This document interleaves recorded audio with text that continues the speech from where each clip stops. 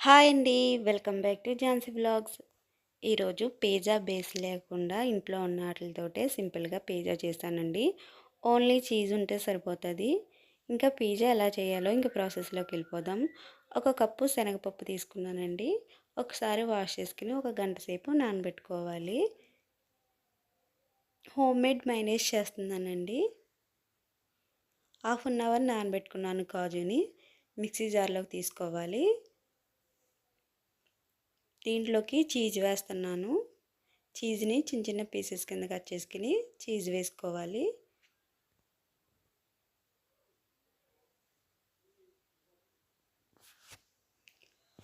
Two table spoon పెరుగు వేస్తున్నాను.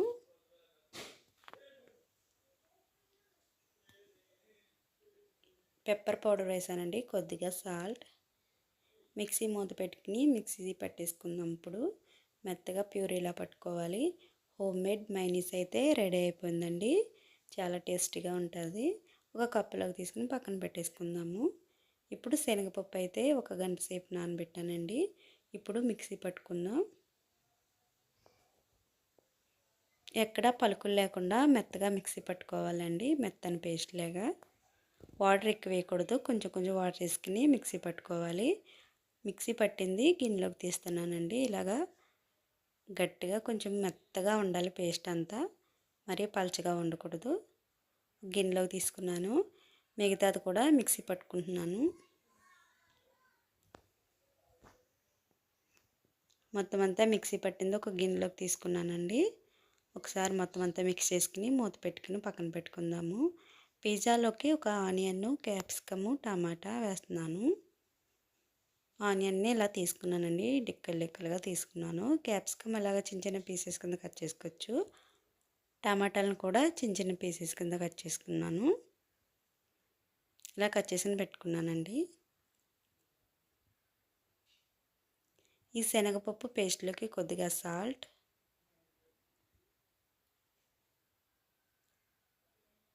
Baking powder వేసానండి. కొద్దిగా చిటికెడు వేసాను బేకింగ్ పౌడర్. వాటర్ వేసుకుని మొత్తం అంతా మిక్స్ చేసుకోవాలి. ప్యాన్ పెట్టుకుని వేడి చేసుకుని కొద్దిగా ఆయిల్ వేసుకుని గ్రీస్ చేసుకోవాలి. ఇప్పుడు శనగపప్పు పేస్ట్ని అంతా వేస్తున్నానండి. మరీ పల్చగా పరచకుండా పిజ్జా బేస్ ఎలా ఉంటుందో అలా చేసుకోవాలండి. గట్టిగా కొంచెం దళసరిగా ఉండేలా చూసుకోవాలి. మూత పెట్టి మీడియం ఫ్లేమ్లో ఉడికించుకోవాలి. ఒక పక్క అయితే ఉడికిపోయిందండి. వేరే పక్క టర్న్ చేస్తున్నాను.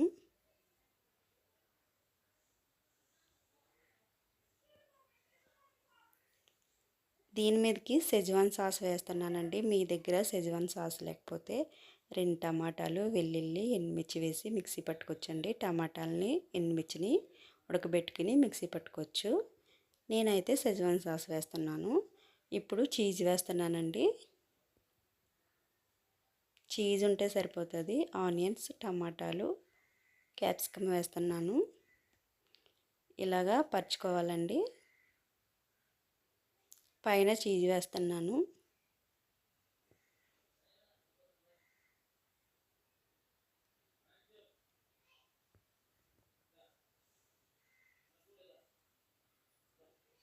పెప్పర్ పౌడర్, చిల్లీ ఫ్లేక్స్ వేస్తున్నానండి.